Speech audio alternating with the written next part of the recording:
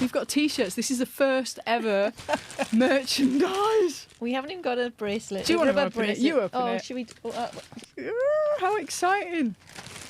How exciting. First ever Siskin merch. I'm going to grab one and not look. You can grab the other. Really?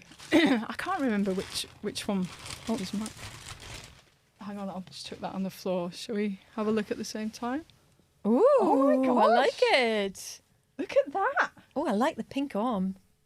That is awesome, actually. Wow. That's so That's nice. so nice, isn't it? That's brilliant. So these T-shirts are available through Tunewear. There's a link on our Instagram to Tunewear. I feel like I'm on This Morning. And yeah, and look at the sleeve, lovely sleeve. Yeah. Oh, that QVC. QVC. Channel, yeah. Oh yes, and Demonstrate. And we're going to make some cupcakes in a bit. but this was great. Sue actually designed the sleeve, so we got an idea. You know, we wanted the chemical symbols on them. Yeah. So we had the chemical symbols, and initially it was just white, wasn't it? Yeah. And you actually drew this design. I just had a little bit of colour. Yeah. Who doesn't love a little bit of pink? So they look awesome. Really loving that, actually. Yeah, really me loving too, that. actually. And that really works well as well. You know, I just thought using that out of the eyes out of our Siskin. Yeah, it looks really well. I can't remember which chemical symbol this one is, though. Yeah, anyone watching, what you are get a these? free T-shirt if you can tell us what this symbol is. And what that symbol is. I think one of them's serotonin. I think that's serotonin. The answer is in the 3 EPs. It's one of those. It's one of those. Oh, I'm really happy with Yeah, them. they're really nice. And the actually. material as well is Nice really soft, yeah. lovely, isn't it? I'll be rocking that in my holidays. That's brilliant. Okay, so Yeah. we've covered the logos, the T-shirts. We're well covered in logos, yeah. And T-shirts. And T-shirts. And everything. I remember the first track that we did, Real Love, is on Vandit Records. So we made that, I think it was 2018. It didn't come out until 2019, till the I remember now, we went to Amsterdam Dance Event together. Yes, that's You remember? Right. Yeah. So this is in 2018 in the October. And we'd still not got this track signed. We'd sent it to a few labels and it wasn't quite right. And I remember us playing it to Alexa, who looks after Vandit Records, and we were sat with her, and she had a listen, and we said, we've done this track, and we're looking to release it. And she had a listen and said, this might work for Vandit. When you finished it, sorry, if you can hear any sound, it's some workmen outside. Women, we don't know. We don't know. Yes. And she had a listen to it. I just said, Vandit might like it. So we there was a few bits that she wanted just adjusting, and we went back into the studio and Bob's Your Uncle, and that was our first track. But can you remember at the time, right, we didn't have a name, did we? Oh my Lord, yeah. It's funny, isn't it? Coming up with a name is you think it's such a simple thing. Yeah. But it's like we went through so many, I don't know why I don't even know how we got thinking about birds. Because you were thinking about songbirds, weren't you? Maybe that was it. You were thinking about songbirds. So we were going through all of the different types. So we had an idea, didn't we? Goldie and Finch. Oh yeah, that's you remember right. that? Yeah. And Goldie and Finch were like, yeah, that's a really good, unique name. And we rang Alexa and told her, and she's like, what, goldfish? And she says, I think you better rethink it. Oh, I quite like the name Goldian on its own. Yeah, It's Goldian. quite nice. Yeah, Goldian. Yeah. So we had a rethink, Yeah. and you came up with Siskin. No idea. I think I was just randomly looking on Google, looking at all these different birds, and that somehow that just worked. I don't know, and maybe just breaking the word down into cis women, kin being together, and all of us in together, and this sharing the music in the world. I just kind of felt actually that kind of sums everything up quite nicely. And it's easy for as international artists, it's easy for people from different countries to be able to pronounce it as well. Yeah, it's that's quite a true. simple pronunciation. Yeah. And I always think that that's quite important because working in radio, quite often, because I've got Voyager radio, as you know, I get artists and oh gosh. In fact, when we've been co-presenting Voyager, how many times have we had to go, how do you pronounce that? How do you pronounce that? And so a lot of artists, I feel, they get the names pronounced incorrectly. Yeah. And, when you've released a song, you want people to know that it's you. Yeah, and sure. So, pronunciation's always a thing. But I did, we were on Andrew Rael's radio show. And to start with, he was calling us Siskin. Ah, that's interesting. Yeah.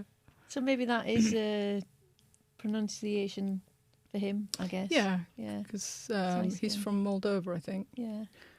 But yeah, to start with, on his show, he was pronouncing as Siskin. And then we met him, didn't we? Yeah, that's right. It's State of Trance Utrecht, was it? Yeah, it was, yeah. And I used to be a massive Andrew Rael fan back it's in the funny, day. isn't it, when you end up in you're kind of like in a little sweetie shop, aren't you? You're like, woo! Yeah. When you play a gig and then you're in the artist lounge or whatever, and you look around, you're like, wow. And can you remember at State of Trance Utrecht, there were Cosmic Gate there? I know. And I was just, oh my God, it's Cosmic Gate. I know. I think I ended up in the lift with them, and I'm like, did you say anything? I didn't say anything. I was going to say, can I have your autograph? No. But yeah, no, it's good. You just get to realise, actually, they're just like everybody else. You know how you were like, Sue McLaren, which to me sounds crazy. Ridiculous. That say that. What are you but talking just about? People aren't we? They're just like with a common interest who love music, sort of thing. Exactly. And that's the thing. When you get with people who are, big artists or small artists, we've all got one thing in common, and that is we absolutely love music, creating music, performing music, and we've all got similar interests. So when we get together, it's just, I know, everyone's on the same wavelength, isn't it? It's so true.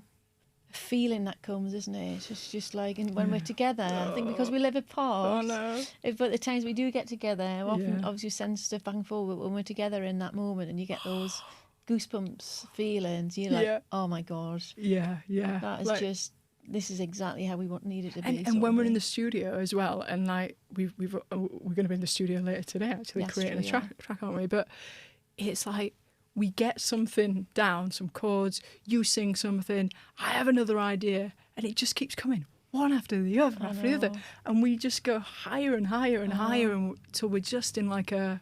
It's like it's spiritual, isn't it? I know that sounds corny, but it's kind of true, isn't it? You feel like you. I don't know, I'd kind of describe it as a sense of like, I don't know, almost a sense of some sort of actualisation of something. There's just like everything is just connected and just as it should be, and just feels just absolutely wonderful. It does. It's just such an amazing feeling. And I think you get that when you're creating it and you've finished it, but then you get it all over again, more so when you're sharing it with everybody. Yeah, when you're playing and then it everybody out. else, other people are feeling it too. Yeah, I think when we played at Luminosity, oh my Lord, that was like, I feel I could just like have goosebumps thinking about it. Just playing out on that stage and just sharing our music and people just dancing and having a great time. And I mean, what's not to love about being in a beach festival? I mean, it was just perfect, wasn't it? It was. And the thing about Luminosity was, because it was quite an intimate gig and people, there was no security, people were allowed around the back of us, they were dancing to the sides of us. It felt like we were all one. It was. And I think it was lovely to be able to, I really enjoy the just chatting to people afterwards as well, just hanging out. It felt everyone was there and respectful and just having a really good time, weren't they? And everybody's like us as well. We were speaking to a lot of fans, but they've got they're on the same wavelength as us. Oh, absolutely. And we were going to answer questions, and then you got sidetracked. Oh, I did. I got sidetracked thinking about. So let's answer 3 questions now. Here's one from Bert Vorman. He says, I've got a question for you. I experienced that small details in a mix can make a difference, but it's also very personal. What one person likes is maybe not what the other person likes, so to speak.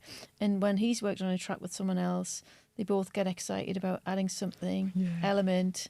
But we might not all see eye to eye, that kind of a thing. And what you said, I imagine that would be the case with you two as well. If this is the case, or if this happens, how do you both work together through that to maintain consistency during the making of the EP. We're working on a remix at the minute. I'm not going to tell everyone what remix, right? That really, honestly, when I saw that question from Bert, that's exactly what I thought right? about that. So we're making a remix at the minute, and it's one of my all-time favourite tracks ever. So Sue was on holiday, so I put together an idea for the remix, sent it to you, but it was missing something, and I couldn't work out what it was. I think I'm too close to the track because it's one of my favourite tracks. So I sent it through to Sue, and Sue spent all night till 4 a.m. I was so tired. So I woke up the next morning at like 7 a.m. and Sue had added just a string line, wasn't it? It was a string line in the breakdown, and then when it kicks in again after the breakdown, there was another string line there. And honest to God, I got goosebumps from head to toe, and it was that little thing. Yeah. That little thing, them little tiny incidental things that don't appear to be part of the main production. It's not bass lines, it's not beats, it's not percussion. But the melodies are everything, aren't they? So you hear different melodies in things than I hear. So I sent that back to you. How did you do it? What did you do? I just hear it in my head.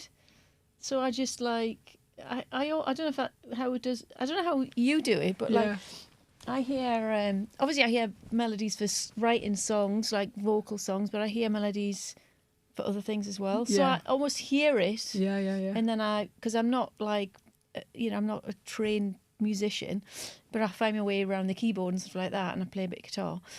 So I just you almost just know a sense of what's going to work, and I just got absolutely lost in it. I didn't worry about midiing anything up or getting anything in time. I think it just felt like it was a bit more free flowing, that one. Yeah. But there are times, aren't there, when I guess we might add something, and that track we've not quite got there yet, have we? No. And then we're a little bit kind of like, oh, do I take that out? Do I leave that in? Yeah. And it is hard, isn't it? Yeah, it but is. I think somehow, up to now, it kind of seems to have that we work through those things out. It's always like, if we're in the studio and say I come up with an idea and you're not feeling it, then we scrap it. Yeah, exactly. And it's the same. It's like if you come up with an idea and you really, really like it, but I hate it, it comes out because we have to both absolutely love it and feel it. Otherwise, it's not Siskin, is it? It's true. Remember, I used to always want to put this track in our set, and you were like, no, Sue, I don't like it. And I'm like, oh, but I love it. I love it. Yeah. I know. And it's interesting, isn't it? I guess we just maybe have that respect for each other. Yeah, exactly. But that we can just talk, that we don't upset each other's feelings. Yeah. We can just say, oh, I don't know, we might not like a sound, chosen sound, let's just work on it. We can compromise, can't we? I think so. I think we're quite flexible with that. Yeah. I think for some reason yesterday, when we were working on this remix, I came to a little bit of an impasse about I can't make a decision, but I think sometimes it's okay just to leave things, isn't it? Yeah, definitely. And then have a bit of space and then come back to it, because like you say, sometimes you're too close to something, you can't see the wood for the trees. Yeah. And in doing that, I was then able to write another song. Sue's written another song. And it's amazing. And I thought, brilliant, we can work on that in the studio tomorrow now. Yeah. I could have just sat and twiddled a few knobs with the other one, not getting anywhere fast, but actually changing the focus. I think just leaving it and sleeping on it, and then you come back and you can look at it objectively, because a lot of the time as well, because music is so it's subjective, and it's almost like sharing a piece of your soul, isn't it? Yeah. And when you get really invested in a track and you write something you think is amazing and nobody else does, it's hard, isn't it? You have to go, okay. It is, yeah. So I hope we've answered your question, Bert. Yeah, we've rambled on a little bit. I know we have rambled on.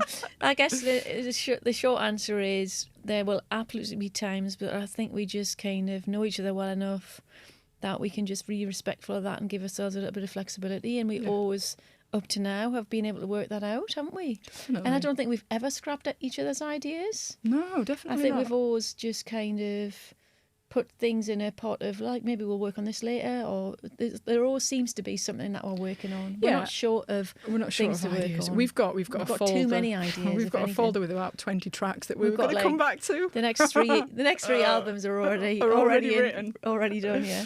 But there's always, I suppose, aspects of, even if I don't like the chords or something that you've put together, I go, oh, I really like this, but can we change that chord? Yeah. And actually, it usually works really well, doesn't it? Yeah, and definitely. So it's just compromise. Sure, absolutely.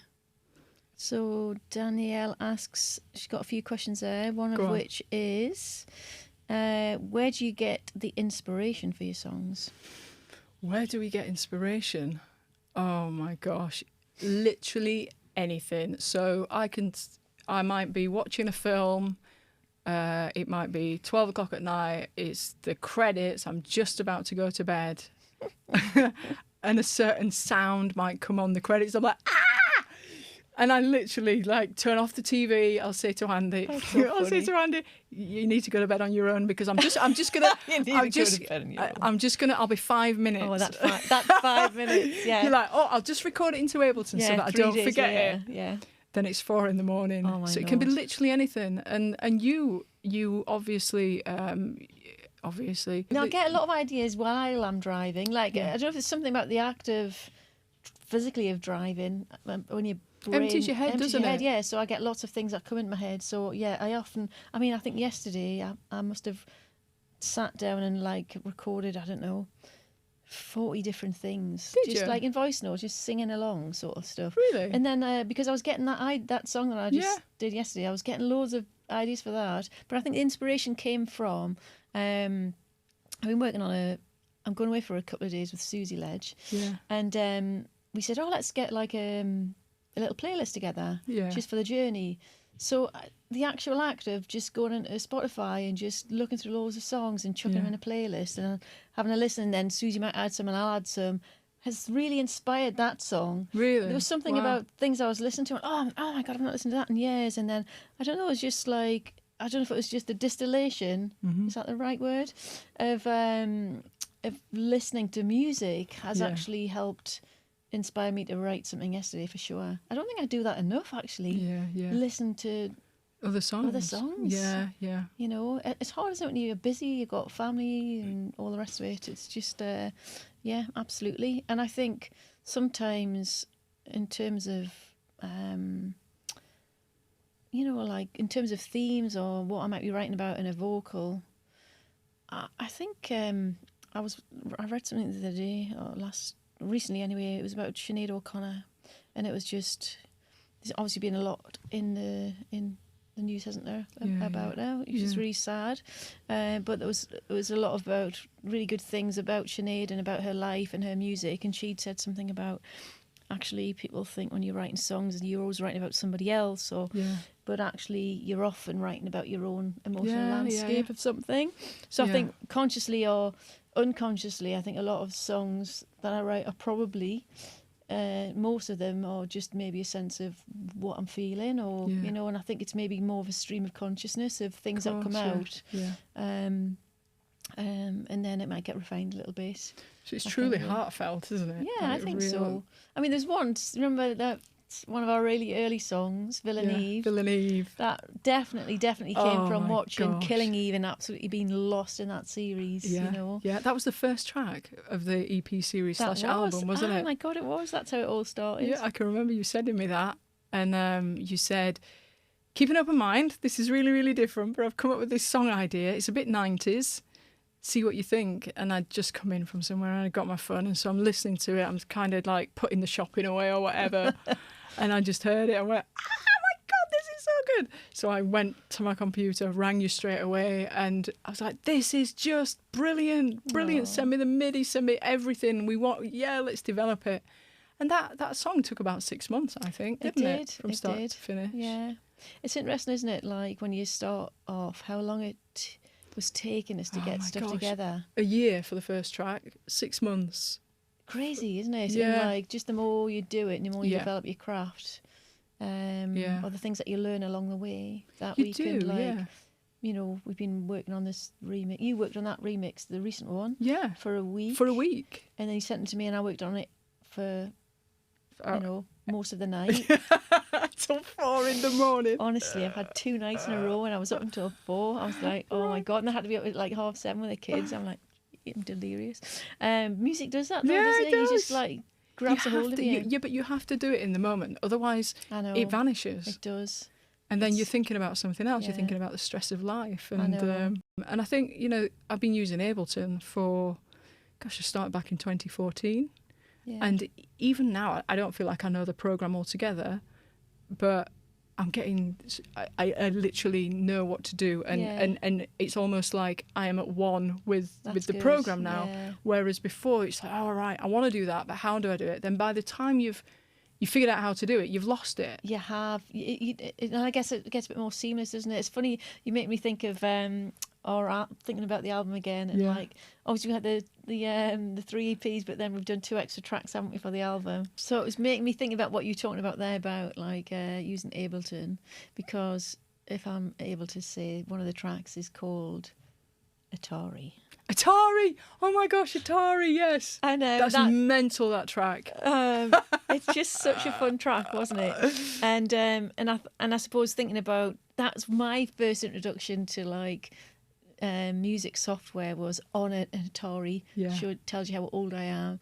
Yeah. With floppy disks, using Cubase. You know what I mean? I did the same. Did Cubase. And then. Yeah, so that kind of was, so therefore Atari was kind of a bit of a nod back to Atari was mental. So can you remember, so I was on holiday at the time. So I'm on holiday, I'm like on a sunbed in Tenerife at the Hard Rock Hotel. Sipping, like you do. Sipping cocktails. If you've been watching our socials, right, I did a... Suze gets all the holidays. I end up camping in a field I did a, can you remember the drunk... the video I did for our socials? I thought I was really fun, and like there's somebody playing bongos in the background. I'm like, yeah, I'll do a video for socials. I did a video I'm not Hard Rock Hotel. It's like Patsy from Ab. But I thought I was, I didn't think you were drunk. Really? No. I've watched it back and went, delete. No like I woke up way. in the morning and went, oh my God, what have I done that for? But yeah, I literally looked so rough too. And anyway, back to Atari. So I'm lying on my sunbed. You send me over this track and you're like, keep an open mind, this is really different. I'm always saying that to you. And it was like, you'd even sampled a vocal which was from a very old Atari advert, hadn't you? Yeah, don't tell Atari that in case we get like... No. We haven't got sample clearance yet. Oh, you'd sampled a vocal? Yes, I'd say vocal. It's just like a spoken word thing. What did it say? I'd like an Atari. I'd like an Atari. Yes. And so you'd sampled that and mashed it in with some really obscure 90s... I don't know, you just like emptied your head. It's nothing like Siskin have ever done before. But it was like, do you know what? Well, let's throw everything into it. It's so much fun. And I appear... I feel like I should do a little drum roll. I finally get my voice on a track. Sue's on the album. Yeah. Sue's on the album. You can hear me on the yes, Atari. You can hear. If anyone can guess which part of Atari is Sue's voice, you should get a special prize of a T-shirt. T-shirt. I feel like we're on a this morning or something. Yeah, no, that's what it feels like. Yeah.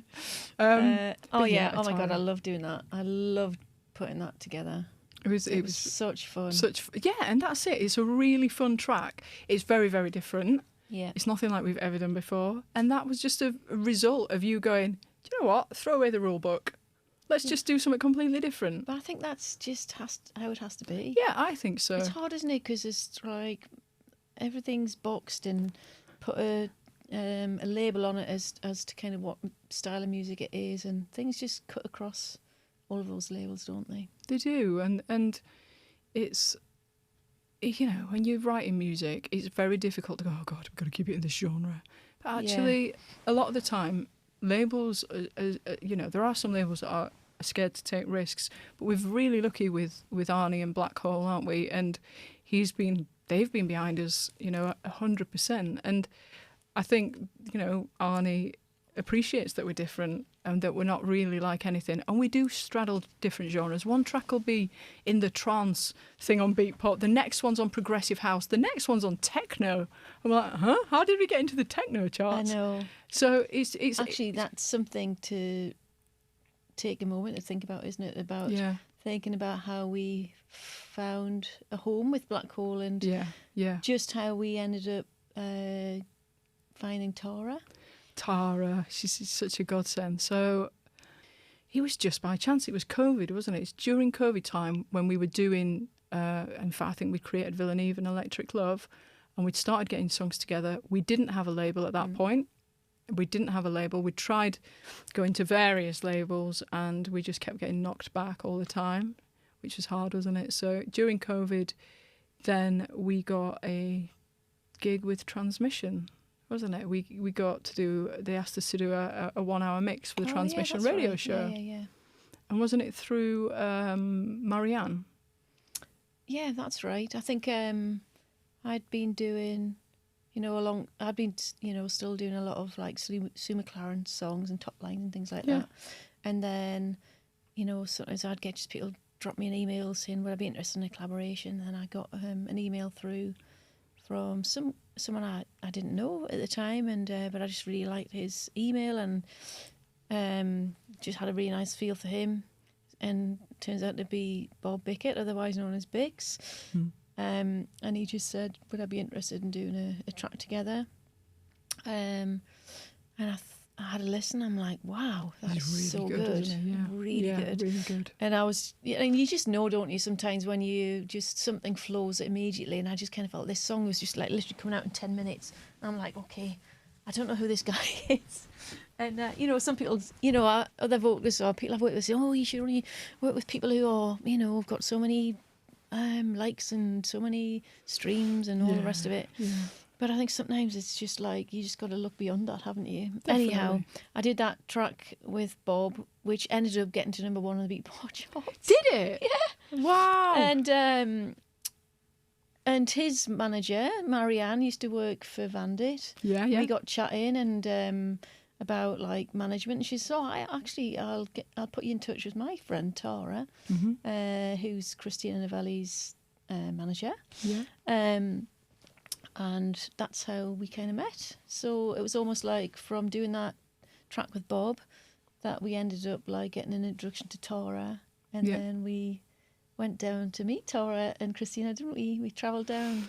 Oh, that was during COVID, wasn't it? Yeah. Was that during COVID? When we travelled down to meet Christina and Tara. Yeah. Because that's when we had our pictures. Photo shoot, that's right, yeah. So we did the mix with Transmission. That was through Marianne, wasn't it? Yeah. And you got we got the mix on Transmission because of your relationship with Marianne, and then we ended up with Tara. Yeah. Now Tara has taken us from. Oh my gosh, she's been absolutely amazing. Yeah, she's got our.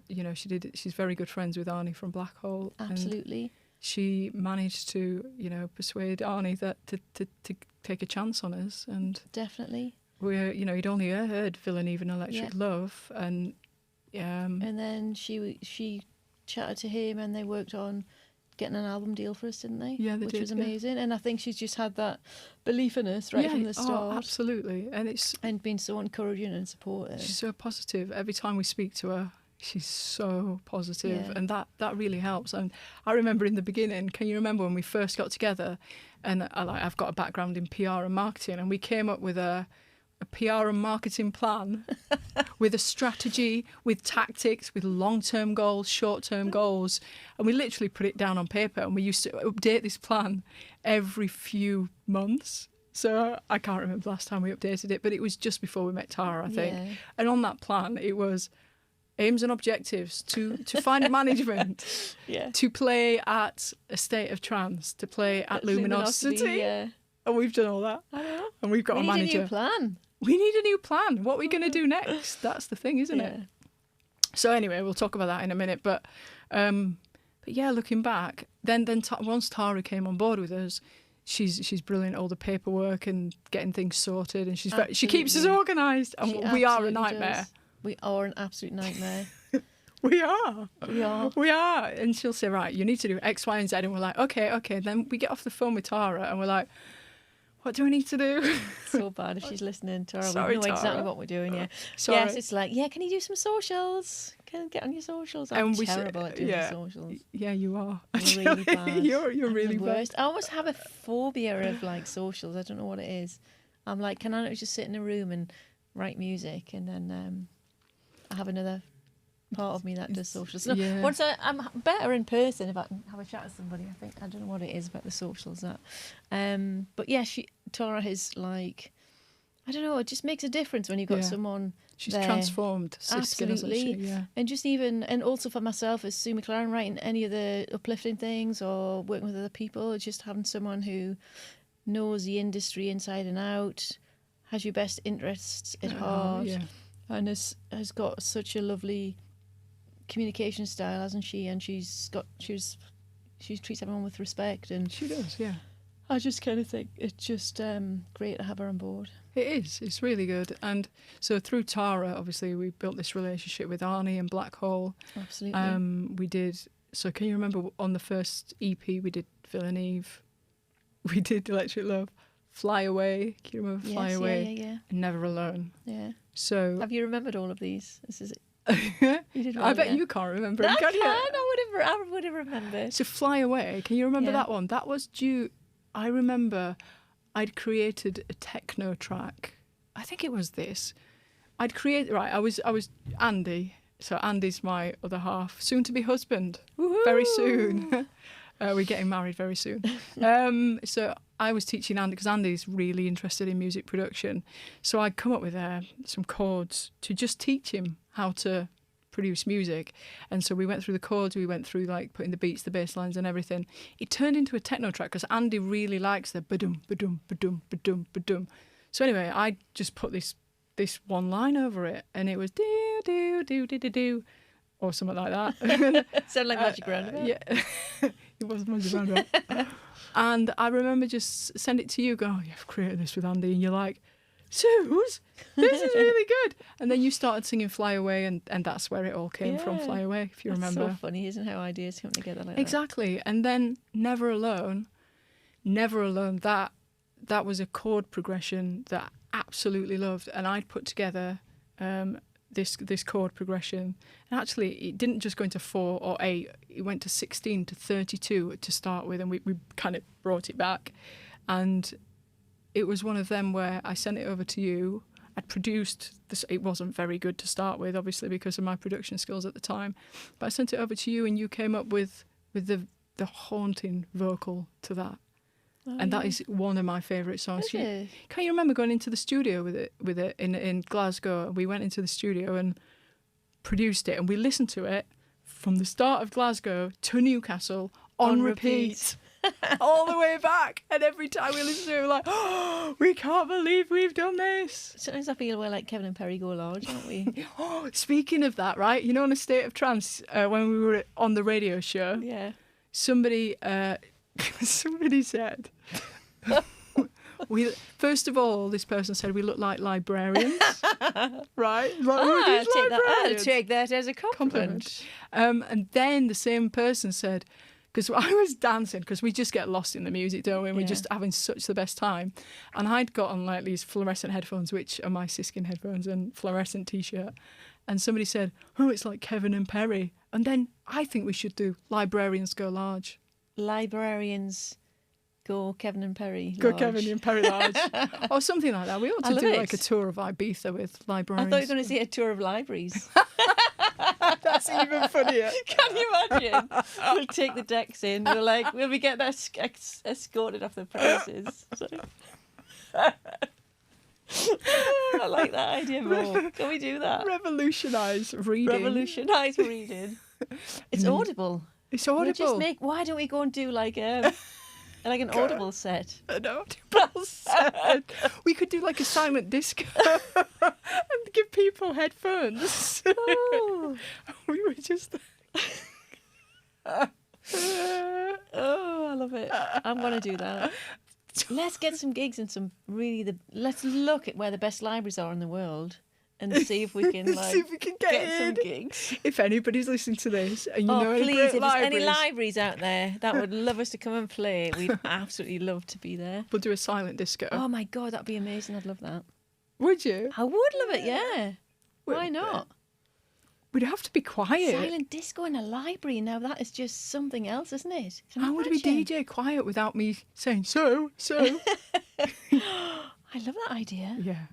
Okay, so we're going to do librarians go Yeah. large in British libraries. Yeah. Or not even British libraries. Oh no, my God! Don't you know what I mean? Yeah, just expand the idea, Suze. We can go wherever the libraries are. I'm there. Let's get the let's get the planner out. Let's get a big map. And libraries pinpoint around all the the world. libraries around the world. There's some libraries that are They'll in be in really some iconic buildings. iconic buildings. That's what I was Yeah. just thinking. Yeah, and we can invite that guy, Which whoever one? he is, who said we look like librarians. He can be he can be like the photographer on tour. That's it. That's it. So There you go. librarians go large in libraries. Got a question through here that says chocolate or cheese. What? Chocolate or cheese? Yeah, Oh, that's difficult, isn't it? Do you like chocolate and cheese? not together. Well, Thinking about it, that cheese, yeah, I the probably chocolate wouldn't knock it back. sandwich. My first instinct on chocolate or cheese would be cheese. Really? Yeah, I think but then when I say cheese, I've got a little chocolate voice that's shouting What chocolate. about a nice Lindt chocolate bar? Would you prefer some cheese, or would you go for the Cheese and Lindt? chocolate. Really nice. The thing is, with chocolate, I do quite like a nice manchego, like a little Spanish goat's cheese. Do you? Yeah, I'm not a big fan of it, to you're be not a big honest. fan. No, I'm kind of going off. I mean, I had my gallbladder taken out. When was it? December. Yeah. So I had surgery, and since then I can't really eat lots of fatty food Yeah. because it really upsets my tummy. So I've tried to limit my cheese intake. But saying that, if I have some chocolate, I start getting palpitations. Yeah. It's like that with Is caffeine there with caffeine me. in chocolate or not? Yeah, there's cocoa, isn't there? of But I course. absolutely love chocolate. For me, it's chocolate. Is it? Yeah. I kind of feel it's terrible, but I kind of feel I'm on the fence. I feel like I'm half chocolate. If you cut me down the middle, I'd be half cheese, half chocolate. Half Let's cheese. not do that live on air though, because it might be a bit Half uncomfortable. cheese. What? Half Cut cheese, you down the middle Yeah, like half a cheese, magician. Yeah, half cheese, half. Oh, that would be good. We do some magic tricks live on air. I can do We could just cards. pull one of those things in when they get we get some Siskin merch, like a Siskin saw. Cutting Sue in Sorry, half. my brain just goes on another tangent. So chocolate or cheese? Oh my God, you know what I mean? I'm so indecisive because I kind of feel you can't eat a lot of both of those things. I'm more Do you of a know what? savoury person than I am a sweet person. If I've got red wine and strong cheese, yes, good. yeah. And I'll have one more off this list. It says, which track have you got on repeat right now? Do you know what, right? The track that I've got on repeat, and it's really obscure, right? I don't know where you're going with this. I love Hamilton, okay? So I've memorised, because I drive along in my car and I've got Hamilton playing in the background, and I memorised all the raps and all the words. So now I've got Hamilton instrumentals playing. So you can So I can sing it all. I sing without anybody else singing. Oh, how funny So is that? so my song on repeat at the minute is the first. Why aren't you loading this up? You could be if somebody's in the car with you, you could be literally putting on Insta stories. You doing singing fine. along right. to Hamilton What instrumentals. we'll do after this, right? You're in my car All as right, I'm okay, driving. yes, let's you do film it. it. You film it, and then if it's it's probably rubbish. Though. That's the cares? thing. Who cares? I don't even know Hamilton songs. So. So that's on repeat in my car, Okay. and tune in Sounds to our like- socials. Tune in and tune out. And tune straight out again when you Yeah. hear me sing Hamilton. Oh, that'd be so nice. We should invite other people to Yeah. Sing Hamilton with sing me. Hamilton with you. Yeah, exactly. A little Hamilton choir. What have I got on repeat at the minute? Well, because I was saying earlier, I'm doing this little kind of road trip with Susie. We've been getting this song list together, and I just found a song. It was just a complete, and you just kind of randomly find stuff that you've never heard of before. And I think sometimes I know there's a lot of things about Spotify that are not great for artists, but just the actual breadth of things you can find is kind of amazing. So I found this track by someone that looks like she's quite well known. I've not heard of her, called Angie McMahon, and it's called Saturn Returning.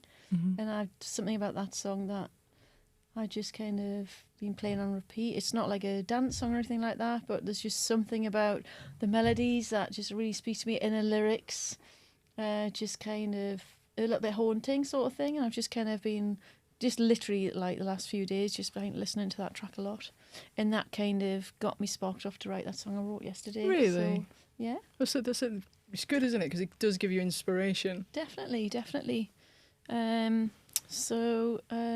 Yeah, what else? Have we got any more questions? Actually... Oh, here's a good one. Go on. But actually, we've already answered this question. Will we ever hear Suzanne on vocals? Oh, who's put that? That was Susie Ledge. Oh, wow. Thanks, Susie. Oh. Well, if the Hamilton thing goes all right and Sue likes how I rap and sing... Oh, a bit of rap, yeah. A bit of rap and singing. Maybe soon. But you've got a lovely voice. Yeah, I know. It's just... but yours is so much better. Everyone would like to hear Suzanne, wouldn't they? We are. I am on Atari. You are on Atari. But you're not singing. You're talking. Yes, but I'm good at talking. You're very good at talking. But you've got a lovely voice. You hear it right now. We're definitely going to have Suzanne on vocals on one of our next songs. Okay. That'd be amazing. Let's do it. No, I really want to. Good. I really want to. Maybe you sounded like the Spice Girls there. That's what I really want. Okay, should I look for another question? I'm going to go onto our Instagram. I thought you were going to say I'm going to go to the toilet. I thought you were about to get up and leave. I'm gonna toilet. I got it low. I've had somebody's put, "Hiya, is there any more plans to have some live mashup singing included within the DJing set?" Ooh. Oh yes, like the So we finally got the Luminosity set through, didn't we? The video, and I clipped up the last bit of you. Right, so we went mashup crazy for Luminosity. We figured out that we could make mashups, right? We did the Evanescence track. Oh my god, that's my favourite mashup that you've done. Is it really? It's so good. Well, look, if you've not listened to it yet, it's on the Luminosity set that you can watch back, and the reaction from the crowd was so good. As soon as Evanescence came on over, it was Tin Liquor. Yes, it Close was. Your Eyes. Close Your Eyes. Mixed it with Evanescence.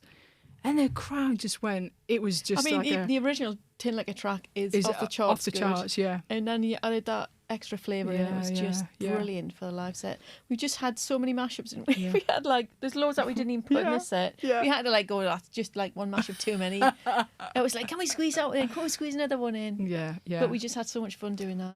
Who would you love to do a collab with, apart from the ones already in the pipeline? Who would we love to collab with? Do you know what? Actually, Tin Liquor would be amazing. Oh my god, that would be amazing. Tin Liquor, Cosmic Yate. Yeah, that would be amazing. Paul van Dyke.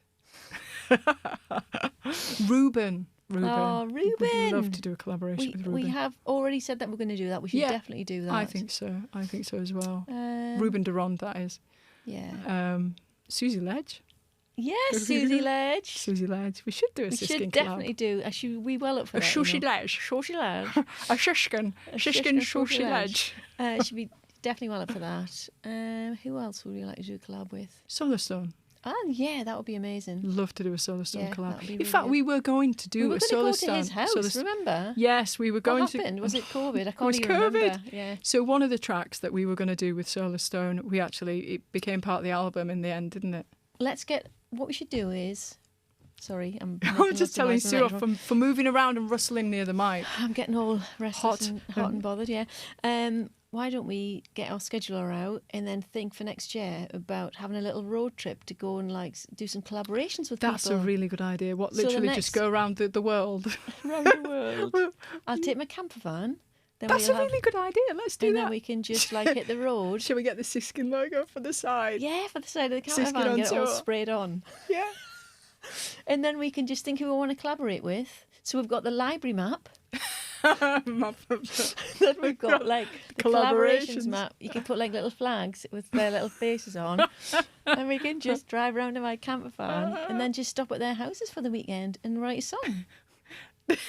What do you think of that? We can't just knock on the door and say, "Can we come and stay here for the weekend?" We can plan ahead. I'm not just suggesting we like rock up and say like, "We've got." Do you want to write some music? Can you imagine if we did? We just knocked on Giuseppe's door and his kids answer, "Is your dad in?" Go across to Italy in a little camper van. Yeah. Let's do it. What's next for Siskin? What's next for Siskin? Well, we've got lunch. Sue's hungry. She wants something to eat. I'm all right. I think, it's album.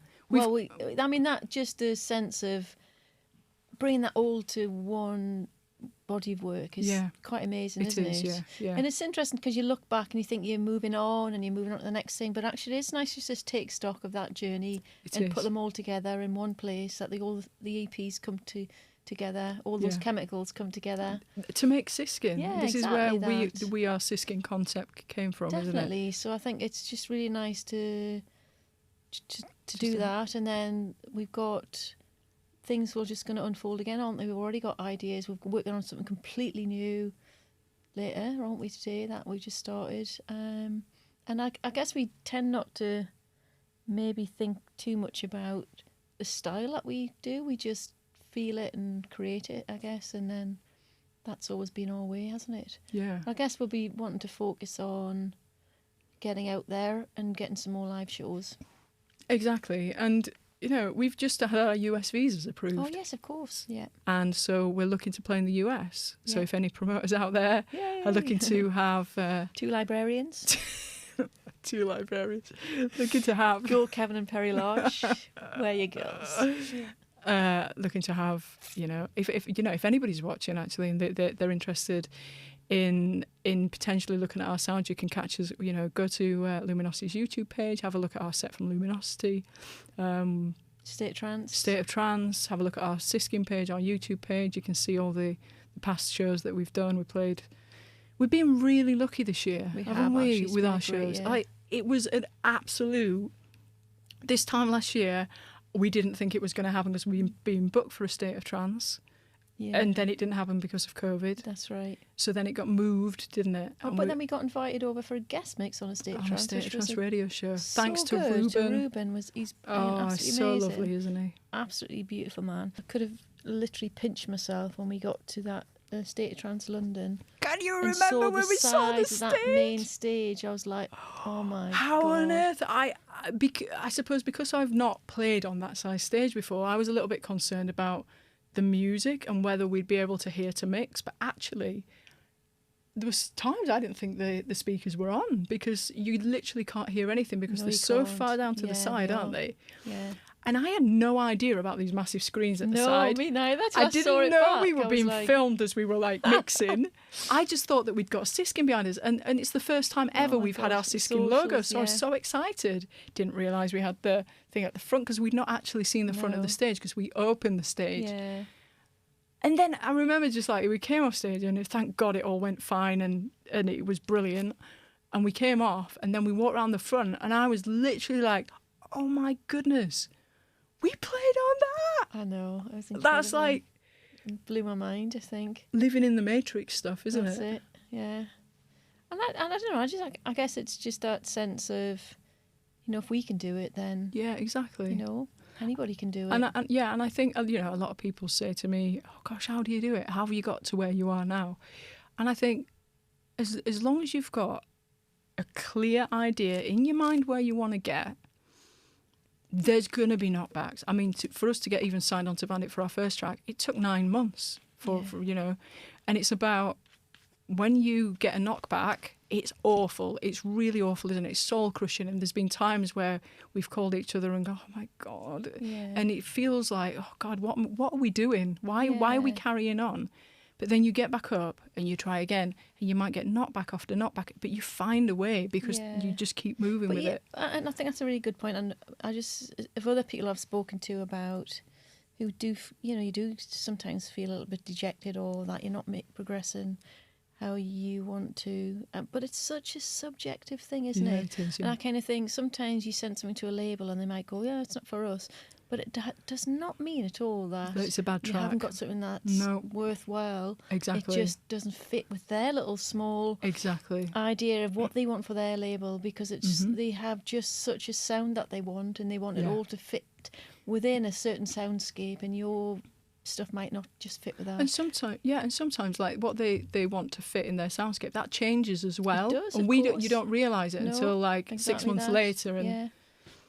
And I guess, I don't know about you, and I'm sure it is the same for you, but like I don't see, because I've always been involved in music in some way, whether it's been writing songs or singing stuff for other people or whatever it might be. But it almost like feels like it's part of who I am, not something that I do. So it's almost like I couldn't not do it. So whether someone wants to hear it or they don't, or whether someone wants to sign it or they don't, it'll always be something that I do, for as long as I'm shuffling on this mortal coil. I'll be doing something, maybe I'll be a librarian in my retirement. We'll conquer the libraries. Yeah, exactly. And so because I think I was talking to Claire Willis maybe a few weeks back. We'd done a show with Paul Skelton. It was me and Susie Ledge and Claire Willis and Audrey Gallahan. We had the best night ever. And Claire, we were just having a bit of a chat around at Claire's, and Claire was saying, I've sent this song off and I keep getting it knocked back. And I was like, put it on, let's have a listen. And it was flipping amazing. Was it? Yeah. It was, honestly, it was so good. And and I said, honestly, it's nothing to do with your song. No, it's to do... It's just to do with whichever labels listened to it and thought, I'm not really feeling that. Yeah, exactly. So it's like, it's hard because there's something about releasing something. I'm sure everyone feels this when they've created something, whether it's a song, whether it's a story, a poetry, whatever it might be, or a piece of art. There's something about the vulnerability of letting that go, of course, and sharing it out. And yeah. I kind of think sometimes it does make you feel a little bit vulnerable because you're exposed, aren't you? Yeah, sharing a piece of your soul, isn't it? Yeah, exactly. And you can kind of tell yourself, I know I'm already enough without having to do all of this stuff or write things, but still it makes you kind of sometimes feel a little bit vulnerable. And so we're social beings, aren't we? So we generally want that sense of acceptance or that we fit in something. So I think, sorry, I'm rambling on. We find a home, don't we? We find a home for our things, and we don't worry too much about what the style is. I think we just stick to Siskin, whatever Siskin is evolving to be. I think because we're still quite young in our music together, that will continue to evolve and change, won't it? It does. Stylistically. I mean, if you look at the different EPs, like if you go back to Dopamine, it's very different to Adrenaline. Like Adrenaline EP, and all the songs like Let Go. Can you name the other songs in Adrenaline? Let Go. Let Go. God, We've literally just done them, Sue. It's just come out. Oh my God. What was the last track to come out? Are We Dreaming? Are We Dreaming? Can you feel it? Can you feel it? Yeah. What was the fourth one then?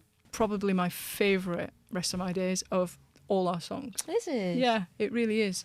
I think there's something about the chord progression. I remember when you sent me the idea for that, I was elated. Like literally, oh my goodness, this is phenomenal, Sue. How did you come up with that? Honestly, it just comes out. I don't know how to.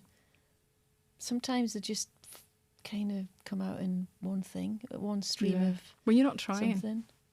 But often it could be inspired because you sent some lovely chord progressions through or something like that, and it just happens, And I don't know. There's definitely something about when you create art or music or whatever. The more you do it, the more you do it. Yeah, exactly. So I think because I'm doing it loads more now, things just flow out so much more freely. Yeah. There's just like, I've never, in some way experienced like a writer's block. Yeah. There's always like just a flow of ideas, and sometimes they come out formed, and sometimes you might take pieces of them and then work on them from there, sort of thing. Yeah, yeah.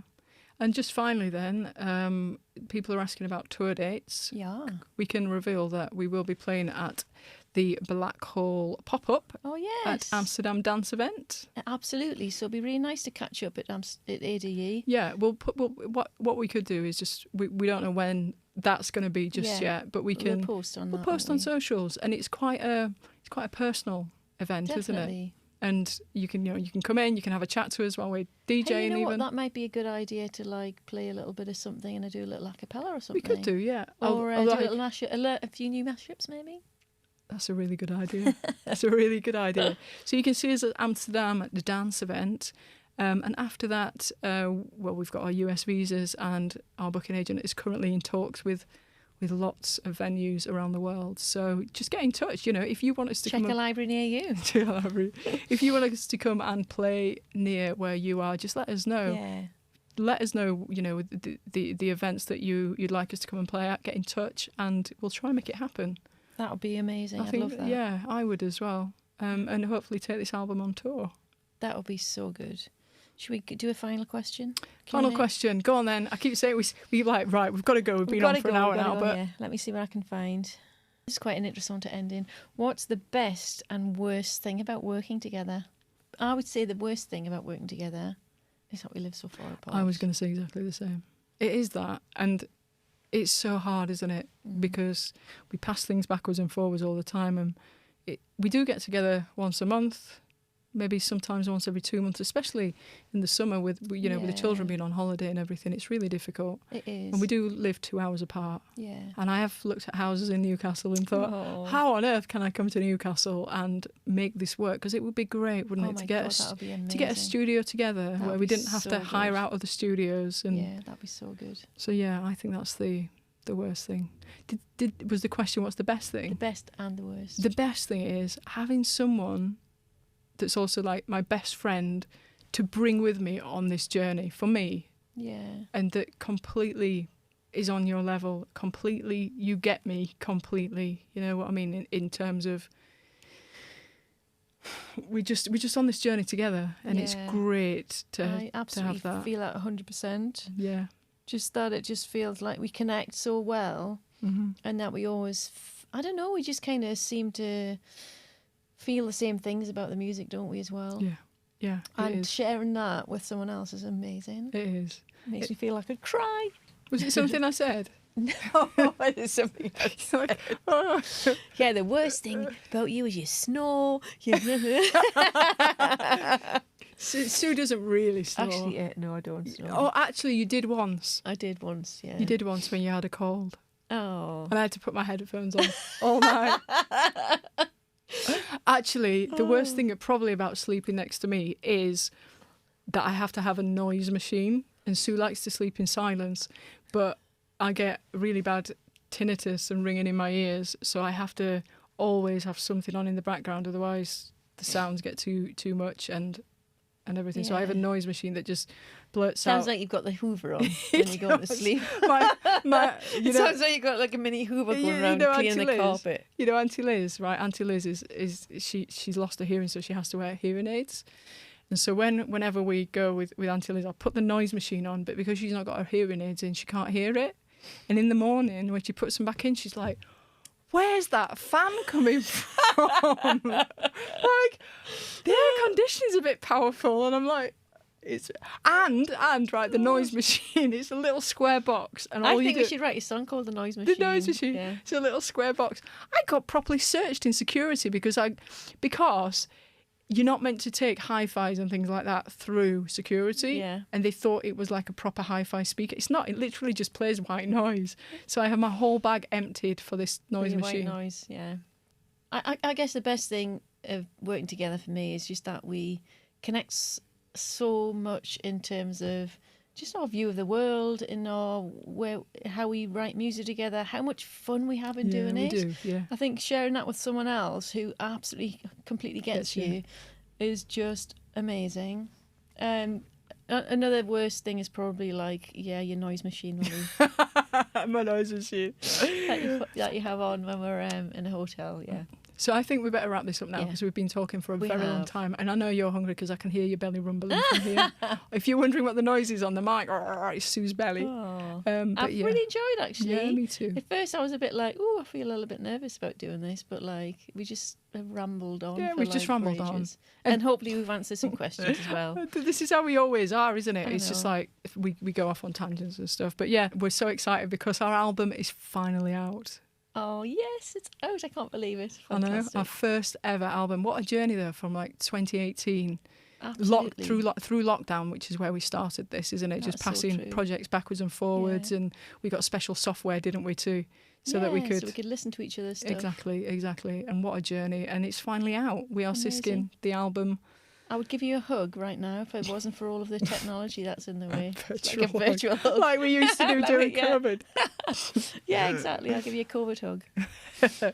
Anyway, thanks for listening, guys. It's been an absolute pleasure to be here, and hope you've enjoyed the chat. Bye for now. Bye for now.